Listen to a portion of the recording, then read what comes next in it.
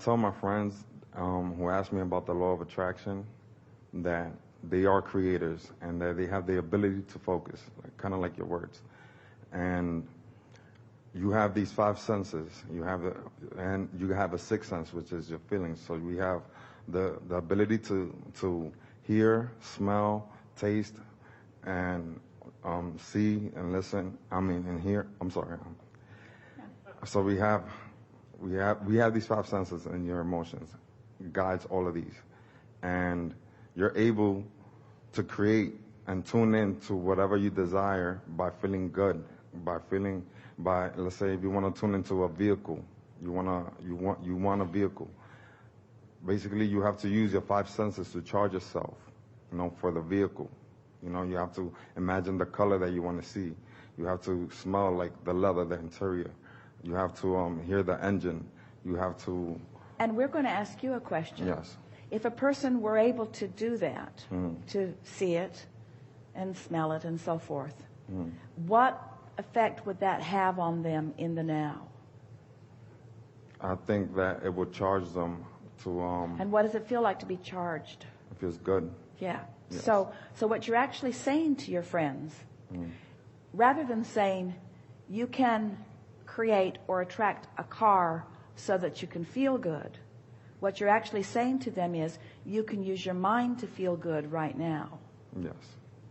See, this is a really big distinction, because once you get it that you can use your mind to feel good and you feel good, then you're on the disc and everything that you put into your vortex can flow to your experience. Yes. So most people have it backwards. Use your mind to get the car and then you'll feel good. Use your mind to feel good and then you'll get the car.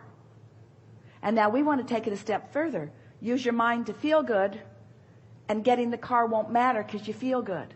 But that scares people. They think we're trying to talk them into just feeling good. No one wants that.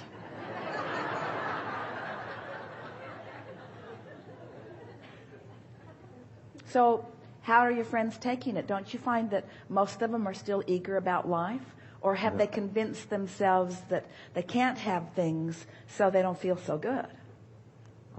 They get excited and they practice and they see things come to them. We like to encourage focus and awareness of what the focus brings.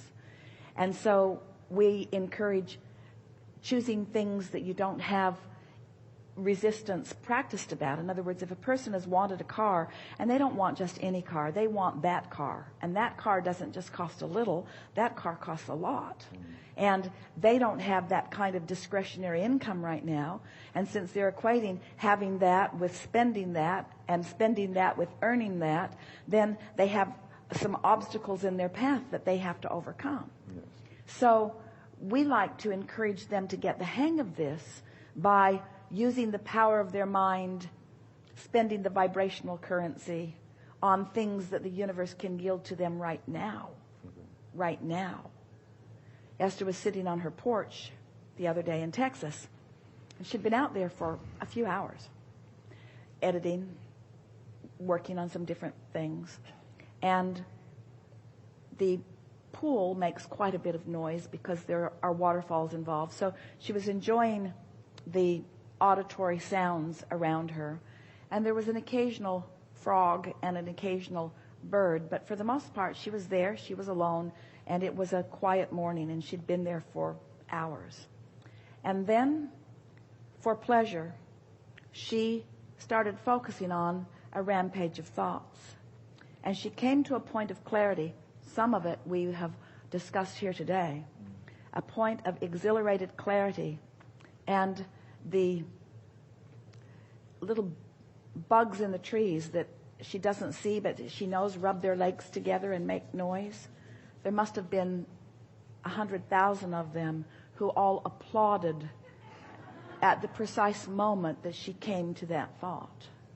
And she looked out into the trees where she could not see them and said, I know. Because she knew they had been inspired from that broader mastermind to rendezvous with her in an obvious way as a demonstration of alignment, you see. Now, you just can't buy that with money, but you can spend your vibrational currency on it.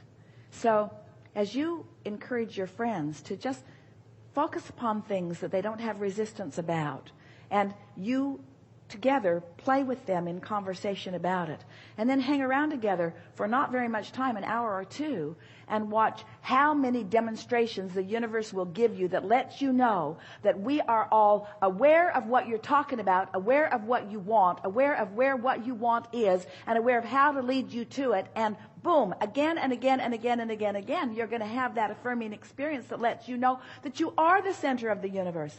That there are masses that are standing in the wings where you can't see them, that are in on what you are in on, assisting you, you see. You begin to feel never alone. You begin to feel always involved. You begin to know your power and your value and your worthiness, you see. And it doesn't take very much of that before you say, oh, I like that. What about that? I like that. What about that? So that you begin directing the energy. And what you'll learn, both about monetary currency and vibrational currency, is the more of it that you spend out the bottom, the more of it comes back in the top. In other words, you'll just find yourself so involved in the expenditure of this energy that feels good, and therefore the equivalent reciprocant of more energy coming back in. Have you ever had a nest egg, a little clump of cash that you really didn't want to spend because you didn't know how soon you were going to get more back in, and so you didn't want it to go out because it felt like diminishing? Mm-hmm. Well, this is the opposite of that, because the more of this you spend, the more comes back in, until you begin to understand that you can have a little bit that you're rotating, or you can have a lot that you're rotating. You can have a little clarity that you're rotating through you, or a lot that you're rotating through you. You can have a little bit of cash that's rotating through your experience, or you can have a lot of cash that's rotating through your experience. This is what you are demonstrating to your friends, you see. Our favorite conversation about the universe demonstrate, we would encourage all of you to make a short list, maybe before you even drive out of the parking lot. Just get something to write on and make a short list of something that you would like to see that doesn't cost any money necessarily. It could, but it doesn't cost any money. Just something that you're interested in seeing. Just pick something. Write 3 or 4 things on your list and watch how fast the universe brings it to you. Not once, but twice, but again and again and again and again and again and again and again, in demonstration that we saw you write it down. We know what you meant by it. We know where all of those things are. We know where you are in relationship to all of those things. And when you're feeling good like you are today, there's going to be plenty of demonstrations of that alignment. And once you show yourself that with that list, then you can make an endless list. In other words, you are unlimited beings. You just got to know it. And until you know it, you're not unlimited. But when you know it, then you are unlimited, you see.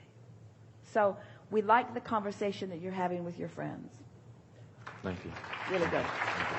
We enjoyed this conversation. Yeah.